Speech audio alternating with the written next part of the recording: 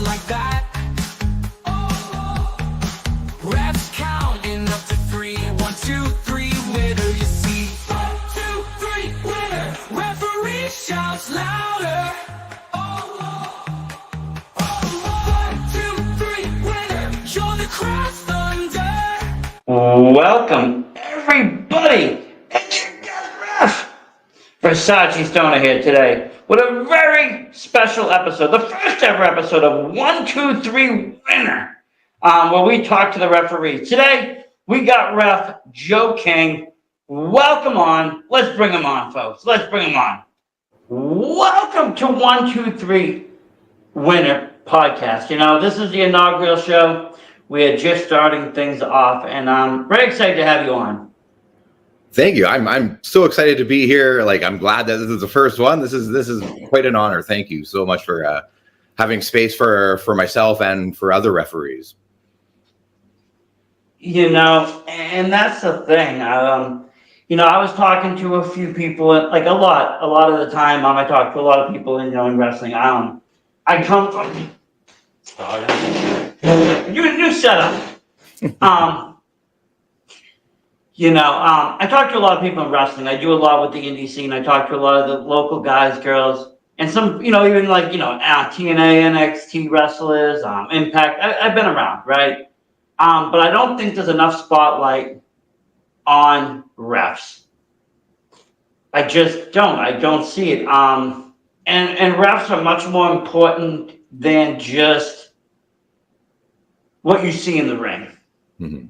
They really are the third man in that match. Yeah, I agree with you 100%. I always had an appreciation for referees, and then once I started doing it and I understood the role that the referee actually plays within a wrestling match is so important. They say, a bad ref can make a good match bad, but a great ref can make a good match great, or something to that effect. And it's so true, right? You got to be there with your cadence and your timing, and make sure everything runs smoothly. And that's the thing. There's a way to kind of, you got to tell the story. I can't really hear you again. Sorry, boss. So these new setups in these new studios, they're always going to find a couple bugs. Yeah. How about that? Is that good now? Yeah, cool. Okay, great. Yeah, I don't know what, like I said, kind of new setup. But over.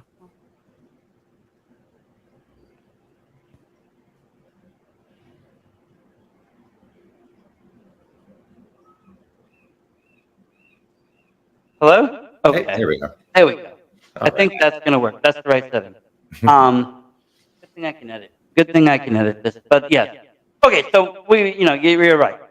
A ref can make a match better. A ref can take away from a match, but it's finding the right line. What you don't want to do is draw away from the wrestler, right? You're there to kind of be invisible, but you become involved. You become involved in the story. You become involved sometimes. How somebody gets over, the bad guy can lure you in, their manager brings you in to talk. That's going to distract you and allow something to happen that evolves the storyline. Mm-hmm. You have to also be aware of your surroundings. Where are the guys at all times? You can't be tripping over them. They can't be tripping over you. And you also have to have a nice face. You can't look stupid when you're out there. Like if somebody gets slammed, you got to give those ref faces. Yeah. You got to do it, but you got to do it in a way that, you're not one of the wrestlers selling. It's a very fine line, I find, for being a good ref. Mm-hmm. Yeah, I agree. It's a really, really good piece of advice that I got when I first came into refereeing was be a ref, don't play a ref. And I've always kind of used that kind of way of thinking while I'm doing the refereeing, because there is a lot going on, and you have to like if there's a rope break, the guys or girls, they're relying on you to go there and to call that rope break. I don't know there's a rope break coming, and it's the same thing where you're saying, like, to make sure that we're not in the way, like some of the first things that I was taught is the lines of how a wrestling ring works. There's X's and there's T's, and the performers are always using those types of things, and you never want to be in their way. You never want to get run over. There's some sweet spots in the ring that a referee can stand in that kind of gets you out of the action. You can take like a half a step one way or a half step other way, and you're completely out of that line for them.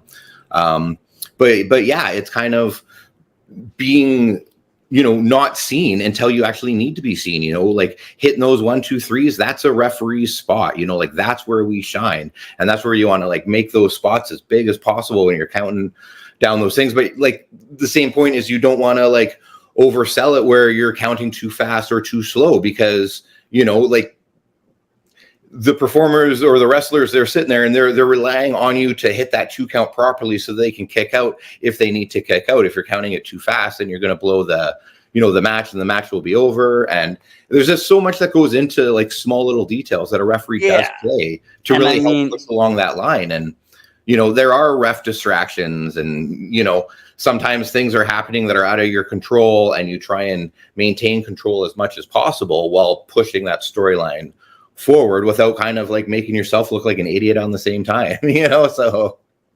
Yeah. And, and that's what I was going to say. Talking about the timing, not too long ago, there was a WWE pay-per-view I was watching, and the timing in the main event was just off. The guy counted, and it wasn't supposed to happen. Something else was supposed to happen. And it was just like, okay, you could tell something didn't go wrong. But everyone's just kind of looking around, and in the end, it just made the fans look stupid because we have to buy into whatever happened, but we all saw with our own eyes what happened. Mm-hmm. It becomes a messy situation when you have those late 3 counts. If you were to drop your hand when the guy's supposed to kick out, and vice versa, he's supposed to win, and you're really slow in the count, and then he ends up moving, and it's just not timed right. And you're talking about lining the ring up. It's like you can play chess and then you can know chess. And when you know chess, you follow the grid, A1, B1, you move your pieces, and that's kind of how it is. When you're in that ring as a wrestler, like you said, the sweet spot. And the wrestlers know that too. They know where to land most of their hard bombs, where not to land, how not to get hurt in that ring, where not to walk, what's going to creak. They know their ring. Mm-hmm.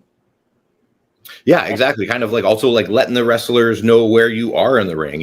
The more you get to know a wrestler or a set of moves, it also helps, right? Because it's like you don't want to position yourself thinking about what's the move that they're doing. You want to be thinking about what the next move is, and the next move is that, right? And the more you work with these wrestlers, you kind of understand how their wrestling style is, and you can adapt your refereeing style as well, because they might be over here and they're going to end over here. So, it's this, it's you want to make sure that you understand the wrestlers as well. Like a lot of times when I'm going into matches with a wrestler that I have never worked with before, I'll go ahead and I'll watch a few of their matches anyways, just so I kind of understand their style and I can kind of foresee the moves that's going to come. Because that's really important, because you don't want to get in the way. Like I've been hit a few times being in the way, and it's not fun. It's the last thing you want to do as a referee.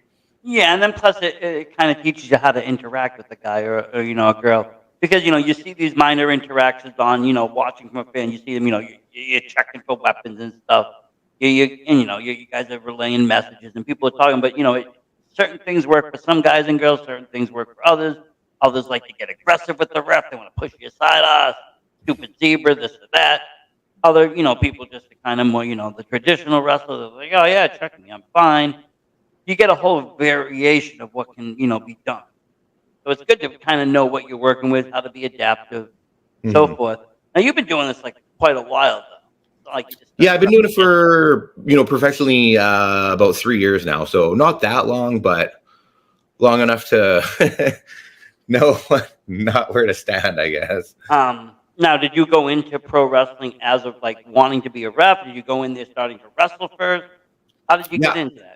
I always wanted to be a referee. I saw an opportunity where the scene was looking for some more refs. it was really exciting. You know, I knew a couple of the promoters that were in town. I was like, hey, you know, like I really want to ref. I want to learn how to do this.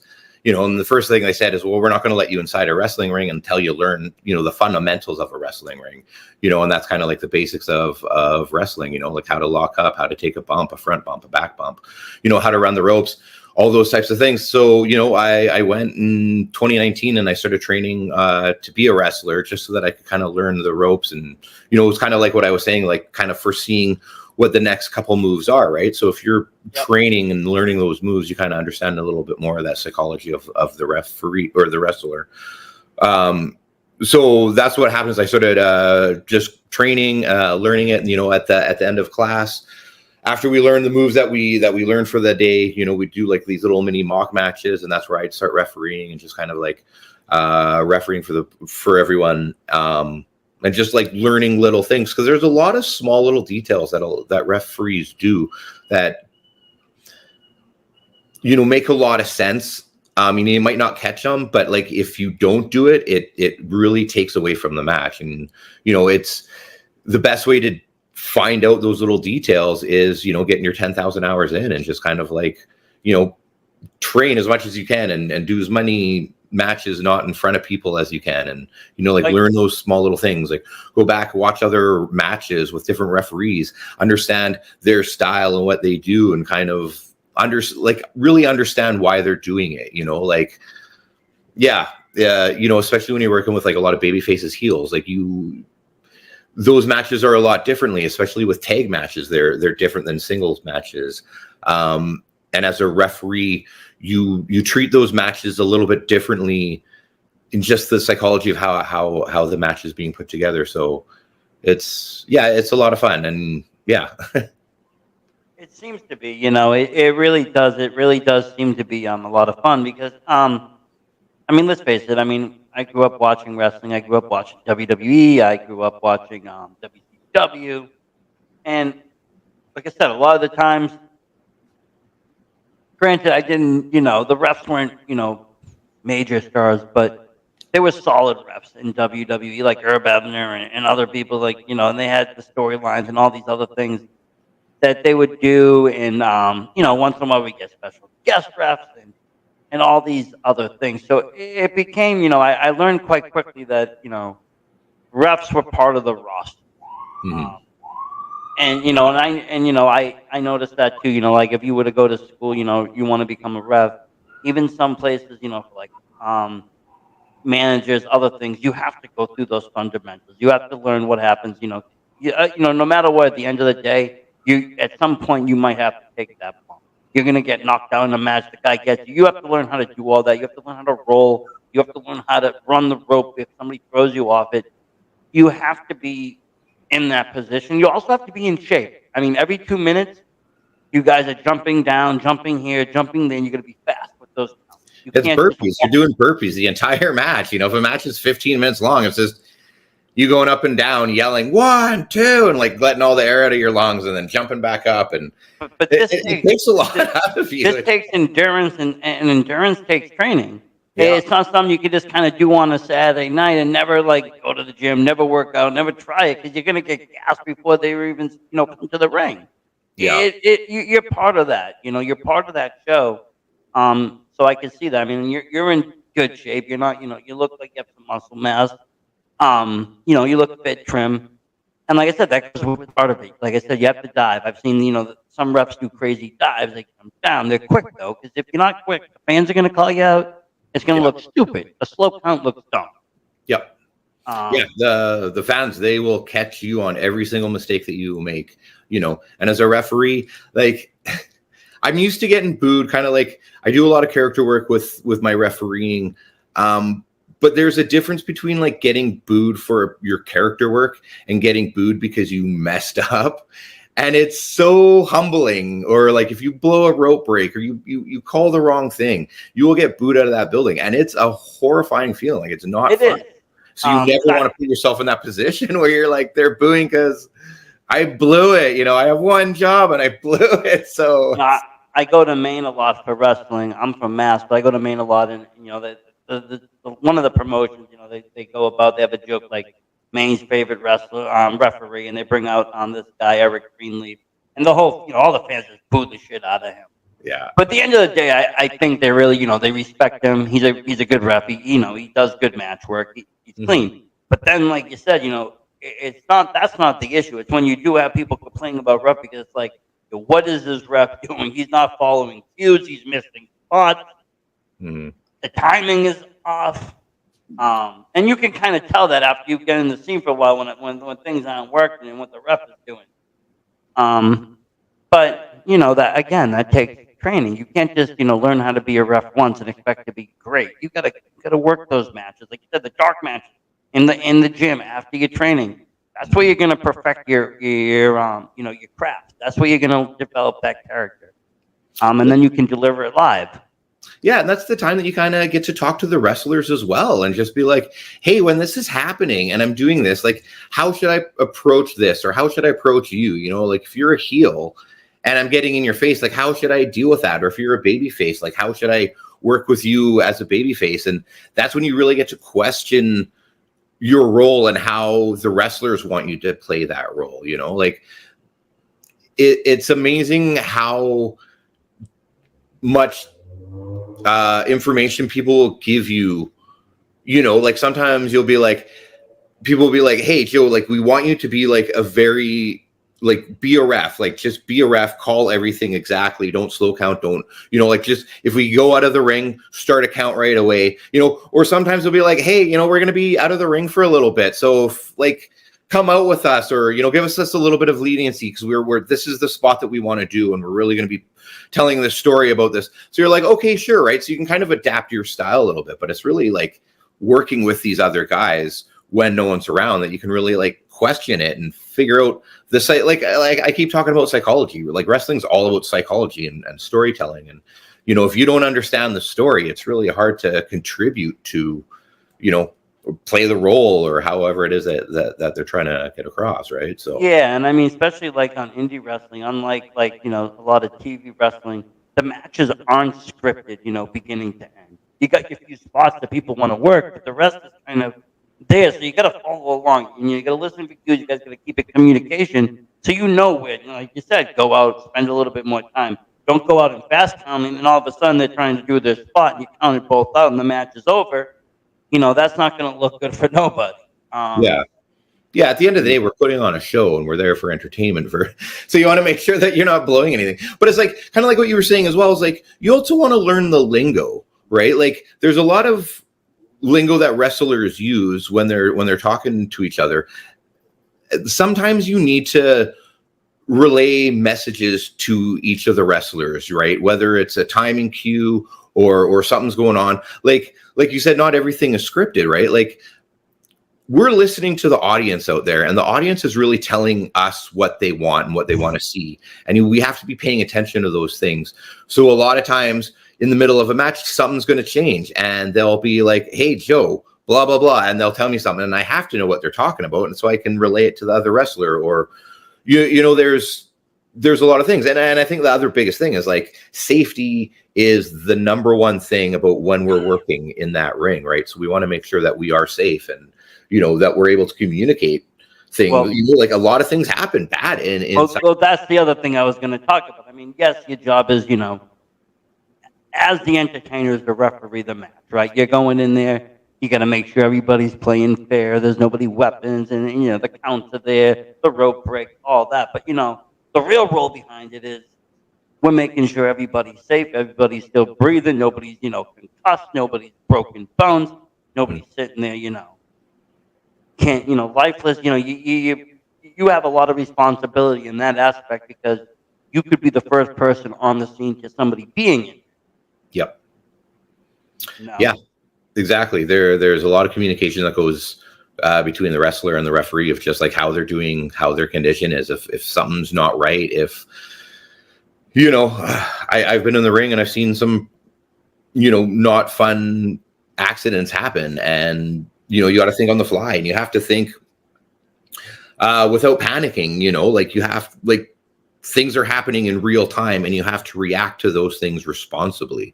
If someone dislocates their arm or breaks their arm or something like that and, there's about to be like a power bomb that's coming up, right? And I can't take this power bomb right now. Like, you have to make sure that that doesn't happen, because we have to make sure that they're safe, and even with the other performer, like, yeah, there's, I've seen, like, a guy, somebody, you can kind of tell they got a little shaken from a spot, concussion maybe. The ref will kind of look, he goes and he's feeling the hand. Something's not a little right. So, the match, you can kind of tell, gets rushed up a little bit. It kind of ends a little bit early. And then you kind of, you'll see the X get thrown up. Someone's kind of injured. Mm-hmm. What, is that up to you now to decide that, like, when a match continues or not? Is it like kind of a mutual decision amongst everybody in the ring? How does that kind of work when something goes off? Yeah, that's a great question. So it's happened both times for me. Like, sometimes something will happen, like a legitimate injury will happen, where the wrestler knows that they can't perform, and they'll tell me, "Hey, this is happening. Like, pull the X or disqualify this guy," or like they'll let me know. Now, on the other thing, like, as you said, when we go up and we grab their hand, we're trying to get the Iggy from them, that type of stuff. A lot of times we're doing like a concussion protocol on them as well. We're going to sit there, we're going to have a small conversation with them. Hey, what's your name? What's the date? Do you know where you are right now? If they can't answer those questions, they're not coherent enough to answer whether they can continue or not. And then at that point, it is up to the referee to call that match. Whether they can continue. If someone's concussed and they don't know where they are, I am not going to, like, show's over at that point, I mean, you can't have them taking move after move and doing stuff. And, you hear it, guys. I mean, I've interviewed guys that have been like, yeah, I've been concussed, and I kept, I finished my match. I don't really even remember how I did it. Yeah. And most of it's muscle memory. And it's like, okay, cool story. But at the same point, safety is first in this. You want to wrestle next week too. You want to wrestle next month. You want the longevity. I think, especially in today's wrestling world, a lot of the athletes are taking things a little bit more serious. More rock star life. They're more on, the athletic style, which is giving them more longevity in the ring. So you want to be aware of that. Head injury, there's nothing funny about it. It's being, more and more information's coming out about it. A lot, over the past, we didn't know. Wrestlers didn't know. They would take these crazy spots and headshots and stuff. But as time went on, people learned it's not good over the long run, and so we do take, I think, the concussions more serious when they happen in the ring. The show doesn't always have to go on, in that sense. Yeah. There's been a few matches where you have to call them short, and that's just the way it is, and it's, yeah, you want to respect everyone that's in there. Like, if you're injured, legitimately injured, and you can't do a move or properly or something, you might be in risk of injuring the other person that's in the ring. And, you want to be smart. We all have families to go home to. We're all there to make a living.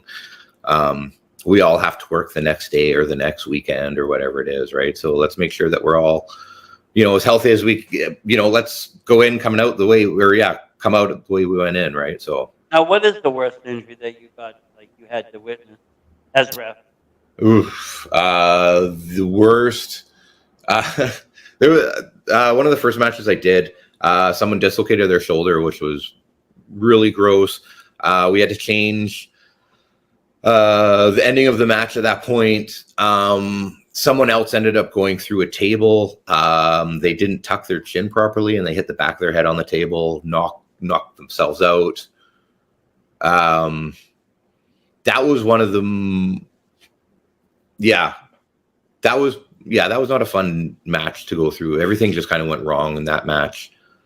You do other matches where you just like do death matches or like cage matches, and they're just gross as well, right? But it's a different type of, they're not injured, like they might be hurting or something, but they're not like injured, like everything is. Yeah, nothing's broken, nothing's dislocated, nothing's torn. They might be a lot of blood. To them, but to them it's like another day at work. That's what we went into in that match. Yeah, so nothing too serious. Just some concussions, some dislocations, a couple. Yeah, I saw someone break their wrist. That was not fun to watch. It's not I mean, fun. the thing is, it's a very real thing. You know, wrestling always gets, the rep of being, fake and fixed. And I Mhm. always talk to people, yeah, okay, the outcomes, you're working your thing. But at the end of the day, what happens inside is very real. The injury risk is very real. And most of the time, it's not a matter of when, it's a matter of it's a matter of when rather than if, because Mhm. some of the best people in the world, best trained, have gotten injured with this fluke accident. Yeah, it happens all the time. Yeah. So you try to do the best you can, so even small things don't happen, because they can happen just walking, just getting to the ring. You can walk the wrong way. Hey, I mean, I always laugh that because like I always get like I get injured with the stupidest things, right? A couple weekends ago, I was on the island and I was working a match with Evil Uno, and he kicked me in the head, and just the way I fell, my foot got caught in the mat, and I twisted my knee. So it was like I got kicked in the head, but it was my knee that got injured in that match. I broke my tailbone once. I think like kind of going back a little bit, like I was in the match this one time, and my friend, she broke her wrist, and I was Iron Manning that whole show. I can't remember where she was in the car, but I remember being in that match, finishing that match, having to start the next match and do a couple more matches after that, and knowing that my friend is off to the hospital with a broken wrist, and you're worried about them, and like you don't. Yeah, you're just worried. Like they're your friends. You don't want to see anyone get hurt, at all. Like, yeah. No, of course not. I mean, the idea is, no injury. I mean, it's devastating. 'Cause like you say, it doesn't just affect, what you can do in wrestling. It affects, you get injured in wrestling, you can't do your regular job, and vice versa. You get injured in your regular job, you might not be able to wrestle, and then it becomes this kind of balancing act of what you do on both ends. Yeah, like for me, I'm a professional mover when I'm not wrestling, right? So it's a very physical job. I got to pick up things and move them around, and I can't do that with a broken arm, So it's like you have. But if you go and vice versa, like if you go in and you're gonna move a couch and you do it half-assed and you pull your back out, you're not reffing the next night either. No, that's true. Yeah, but you mentioned Evil Uno. That was gonna bring me to one of my questions.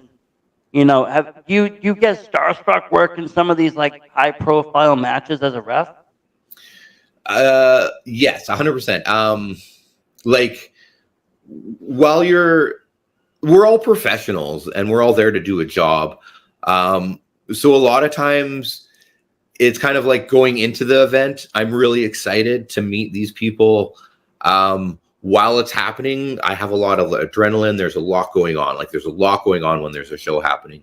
So you don't really get to take the time really to, like, you do get to enjoy it a lot, but it's more like after the show, after you kind of have that, like a glitter crash or whatever, you kind of be like, wow, I got to do a match with Evil Uno and he kicked me in the head and it was awesome. And then you go back and you watch the match and you're just like, starstruck, and you can't believe that that's you in there with them. Like it's just like, like I've been watching this guy on TV for 5 years and now I'm doing a match with him, or now I've done a match, and it's just like it's really, really exciting. Like as it's happening, it's really nervous. Like you're scared, like not scared, but there's a lot of adrenaline going through your body before you go into a match. There was over 2,000 people in that arena that night. So you're hearing that crowd and everyone's exciting and you're picking up on that excitement as well. And so you're just like super, super focused on what you need to do. And you're trying not to have those distractions happening. So yeah, you are fans. As it's happening, you're very focused and dialed in on what you're doing. Yeah. So. Especially I can just imagine with that many fans, it's like, it's a little bit more than and in that caliber, it's a little bit more than your local indie show. It's like, okay, there's some eyes and ears on this, and all this, like you said, is going on. Plus the adrenaline, it's like you're almost in robotic mode, just keeping everything straight. Yeah. But it must feel good afterwards when it's all done. Just be kind of going to bed man, does it ever? Not through. Does it ever? But it sounds exciting to me. Because like I said, you're part of the action without having to be part of the action. You're part of those stories sometimes more than others. Sometimes you got, just a straight match, you're just throwing it down. And that's fine too. Other times, you might be more invested in the storyline. Like I said, if you got a heel work and you get knocked out or something, you got to do a little bit something different in what you do that night. But it brings that element. It's that third element of pro wrestling. You have the two wrestlers and the ref. and that's your match. And every ref has its own flavor they bring. How did you come up with the odds? Like, how did you get your character going? Okay, so it's a funny story. It's a long story. It's this. So I'm not your typical referee. I come out. I don't have any sleeves on. I wear these gloves. I'm a little bit angry. So when I first debuted this character, this referee, it was I was taking kind of like a UFC approach. When you're watching UFC, if you watch the referees, that they have to make like life and death decisions, right? If someone's in a chokehold or if someone's in a position where they physically have to go in there and physically move them, right? Now with that being said, like, I'm a big guy. I'm almost 6'1". I'm well over 200 pounds. I'm like 220 right now. Sometimes I go on and I'm bigger than a lot of some of the wrestlers that are there, right? So it's kind of like I was that elephant in the room, and I kind of had to address it and stuff. So I was really lucky because just some of the people that I got to work with, my main promotion is called WrestleCore, and it's a really like hardcore punk kind of feel. You really have to check out a WrestleCore show. They're like nothing else, and it was a perfect fit for this Joe King character for me to kind of come in. And like I said, like when I first brought it in, it was just kind of be like that UFC, very strict, very, if something's happening, I can get in there and separate it. And it was just kind of like the fans, they just loved booing me, so I kind of took this approach of like, if you're a hockey fan, I'm in Vancouver, Canada, right? So I'll use the Vancouver Canucks as an example. But like, if you're watching the Vancouver Canucks and they take a penalty, you're not booing the guy that took the penalty. You're booing the referee that called the penalty. Like, that's where you're booing. And I kind of understood that going in as a fan. So I kind of really took that on and flexed that and let them boo me when it was allowed, like, because I knew they wanted to boo me and they were booing me, and it was just really paying attention to those things. Also, I don't have any sleeves, so I'm, doing that thing. So it was kind of, we got to a point where,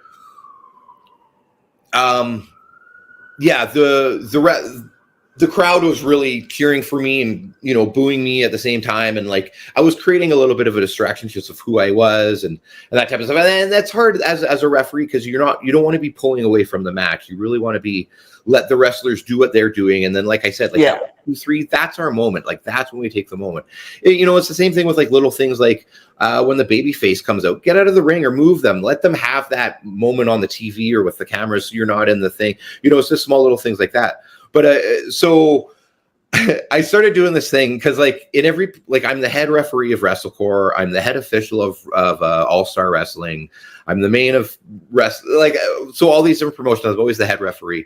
So I started getting the announcers to announcing me, like, because I'm there like 4 or 5 times a night. I'm coming out to do those matches, right? So yeah.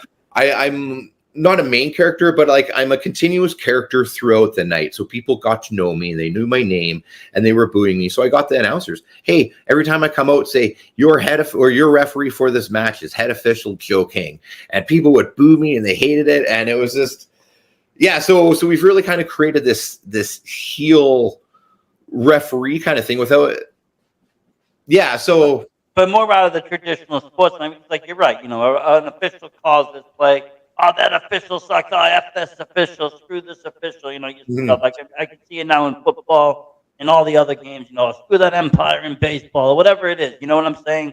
And if you take that and you bring it to that, it's like, oh, that makes sense. Like you said, in the psychology of what sports is, and then now you're bringing in the entertainment. And that's the sports aspect. A referee is there, to kind of bring that in there. There's a lot of the times you see matches. Even in a hardcore match with no rules, you'll still have a ref. Why? Well, because, besides the back reasons, someone has to be there for law and control and order. Now, the cool thing I think about it is you do look like a wrestler. That's why I kind of asked, did you come in as a rep or did you start wrestling first? Because being bigger than some of the guys, you can get right in there and kind of push them aside and be more intimidated, which would also draw even more heat. Yeah. and that's something you don't often see. Some of the refs, refs come in all shapes and sizes. Of course, I've seen, some guys, but you definitely are kind of, like you said, at your height with your mask. It's like, Mhm. damn, that's an intimidating ref. Almost like that, like that hot officer that's coming through, keeping the law and order. It's like you're doing the same thing in the ring. And I could imagine some of the wrestlers not wanting to step to that and using that as part of it too. Yeah, it's learning how to use me as a referee, right? Like, I'm really good with hardcore matches. I fit that mold to do a hardcore match. There's a lot of matches that I can do, like, it's also, like you kind of establish yourself earlier in the night, and then at the end of the night for the main event, I'm getting bumped, the baby face super kicks me or something. And it's, people love that because they've hated me the entire night, so it's just really kind of like, not taking away from the matches, but understanding who I am and what I bring to the table, and then using that. And, wrestling's always about like using your best stuff and leaving the stuff that you don't know yet inside. I'm getting, anyways. Yeah, but I get you.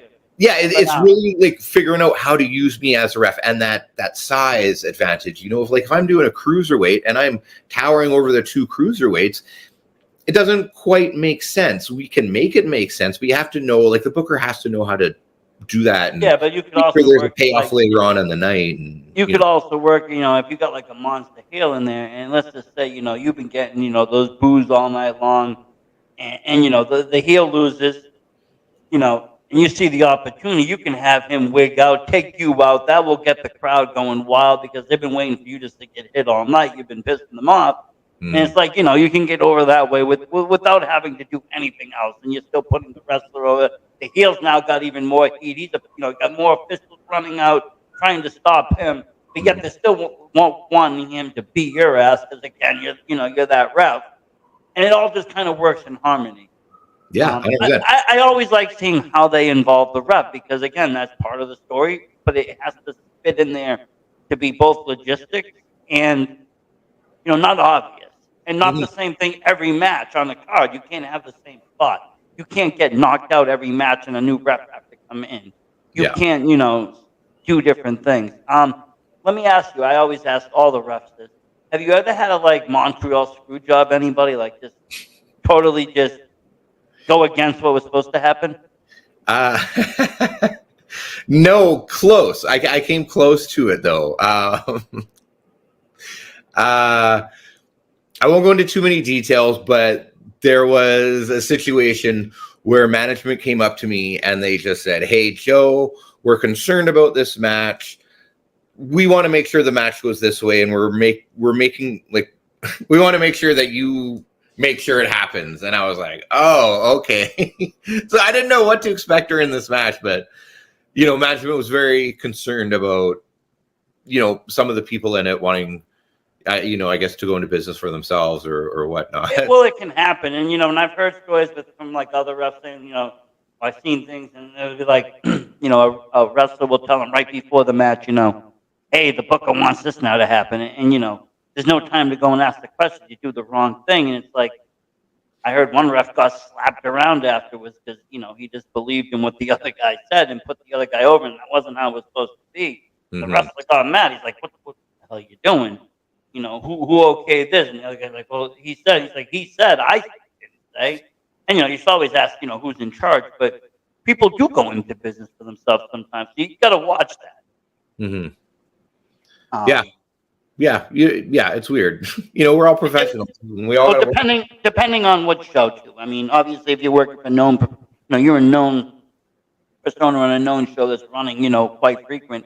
You might have less of that than a show that's running every couple of months or something where people are coming and going, and you can get it kind of almost away with that because they might never see you again. By the time they figure out what happened, you're already in the parking lot and gone. And it's like, okay, cool.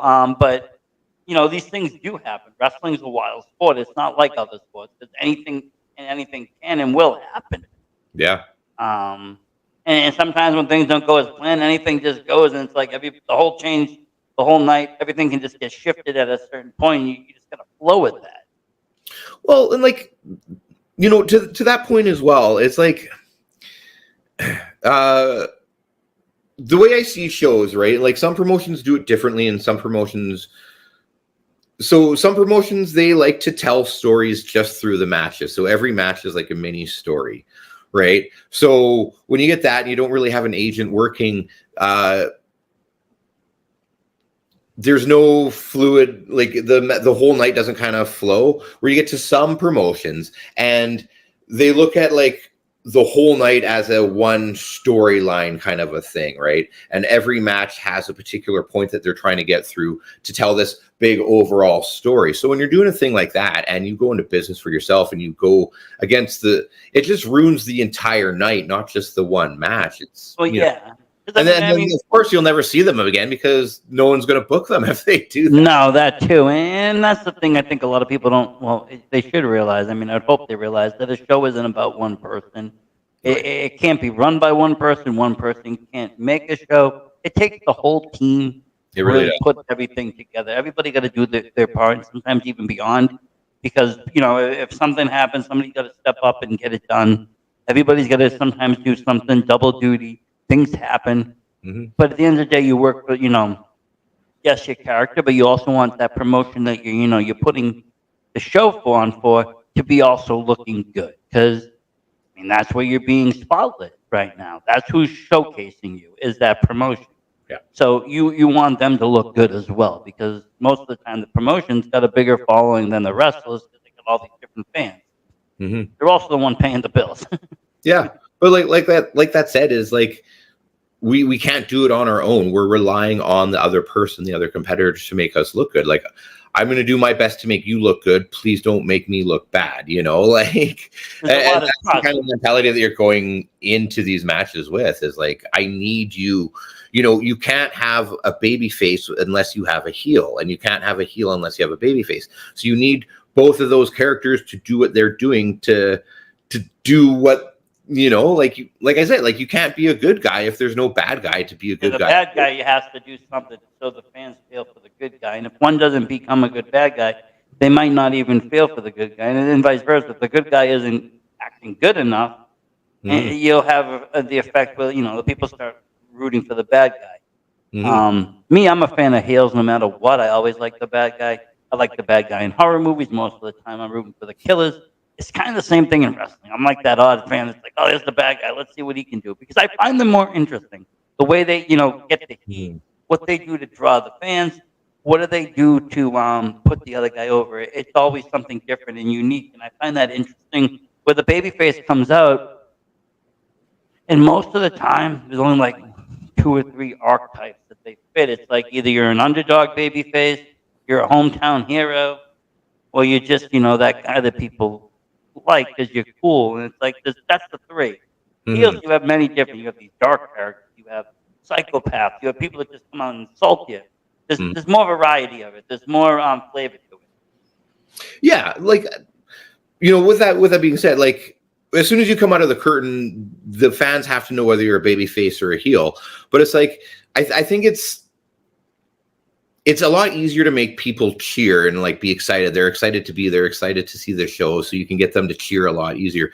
It's being that heel, doing the heel work, that's a lot harder, right? Because like you have to make them want to hate you. If they don't like you, they'll just sit there and ignore you, right? And that's it. Like, oh, whatever, I don't give a shit about this guy. On to the next thing, right? But you really have to work hard to get them to be like, no, like, I don't know if I can swear. But they're like, F this guy. I'm going to boo this guy. He's a piece of shit or whatever. No, and you see people do different things. Some people will use like sports heat. They'll go wherever they're working. They'll start talking about the hometown sports. You get other people. They'll get in. I was on a show, and this guy, he went to this guy. And you could tell this family was kind of hot all night. They were sitting front row. They were booing the shit out of him. And the manager finally looks at him. He's like, if you keep it up, I'm going to take you back to my Motel 8, make a woman out of you. The husband jumps up. He goes rushing the ring. He's like, I'll marry you. And then the daughter starts screaming. He's like, you better calm down. You're going to be my stepdaughter. It was just like a moment because, the wrestler, his opponent is working. He's like, well, come on in, beat his ass. He puts the rope down and he's coming in. The ref's going over, just calm down, settle down. But Mhm. it was good heat. It made a moment. The fans got behind it. The fans started making chants. Other people started making chants. The guy Mhm. got praised. Yeah, Um, it's about emotion. It's about emotion. you Make it know, feel. and to be able to be hated on that extent and take that hate, I find it to be, quite intriguing at the same time because it's like it's a lot of negative energy getting thrown at you. And I've heard people tell stories, they've gotten death threats. They've been, almost, shot trying to leave the place, because they were making fun of, Philadelphia Eagles or something, sports stuff. And Yeah. I can see fans getting heated about that, especially sports. People take it very seriously. Um, and that's a great way to draw kind of that heat. But there is stuff you have to do. You can't just come out and it's very easy to be kind of a good guy and make people feel good, get people wound up for the show, kind of get people clapping and cheering. You can do that just by asking sometimes. The bad guy got to find a way to insult you, but not make himself, you got to find that fine line in how do you insult. It's got to be classy. And depending on the show, some shows, yes, you can swear, but, very rarely, I've never seen it, but, very rarely a wrestler will swear at a fan. They really shouldn't. I see it. I see it. But you do see it. You'll see Yeah. somebody because they're going back and forth. But to start off the initiation, I don't really think a wrestler should just go up to a fan and go, "Hey, well, go fuck yourself."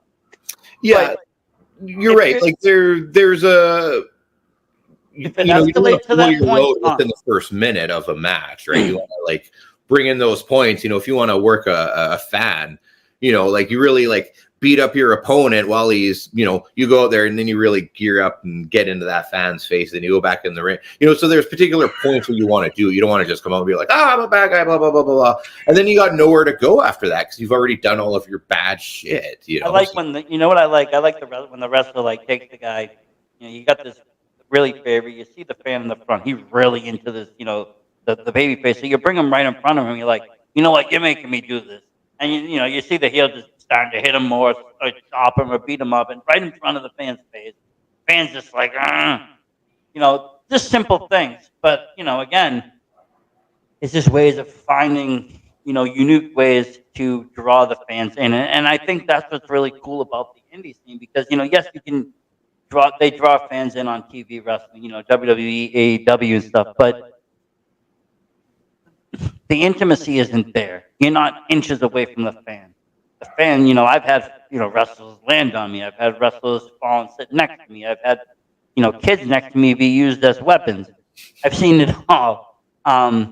It's a different level of what the engagement is as compared to WWE, AEW. So I always tell somebody, they go on an indie show. If you've never been, expect to be almost part of that. You're going to be in there. You're going to be part of the chant. They're going to look at you. Most likely, the heel. If you're in the first row, at some point, one heel in the night is going to look at you and say something. Yep.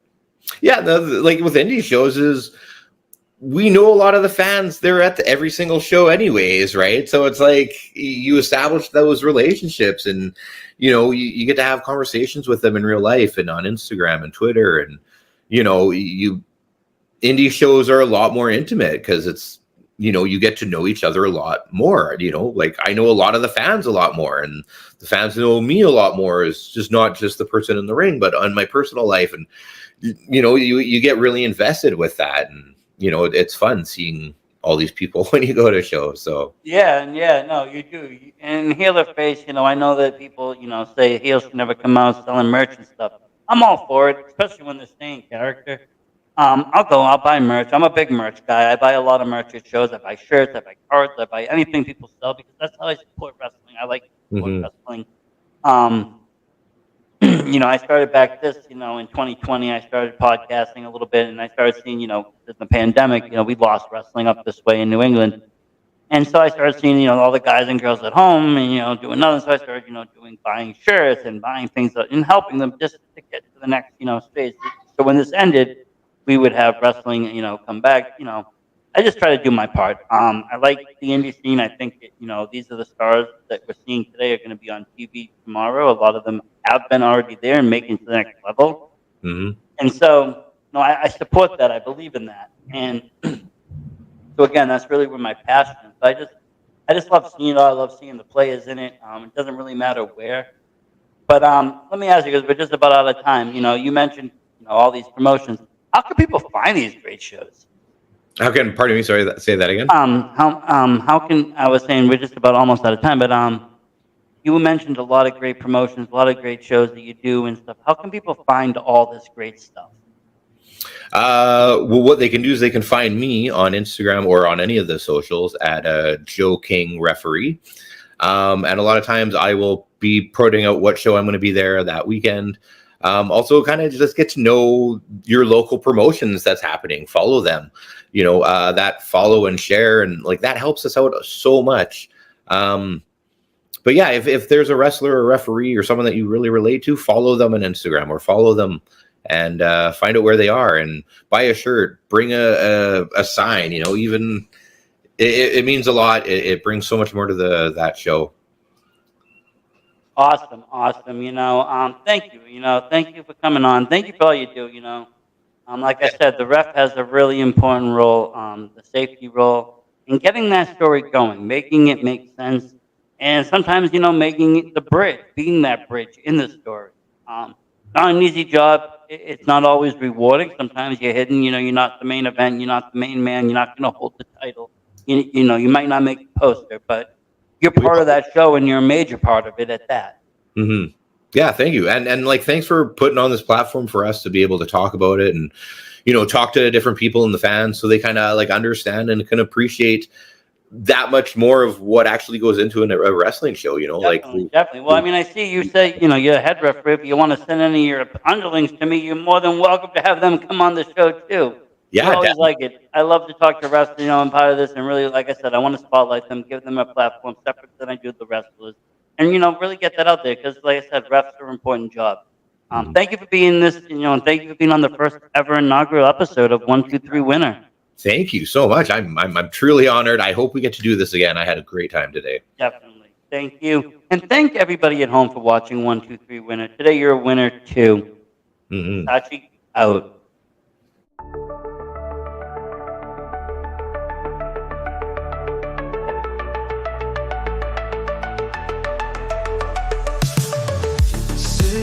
In the night, voices whisper in the dark, tales of future and night. In our headphones they spark, retro vibes on the air, dreams of neon glowing bright, stories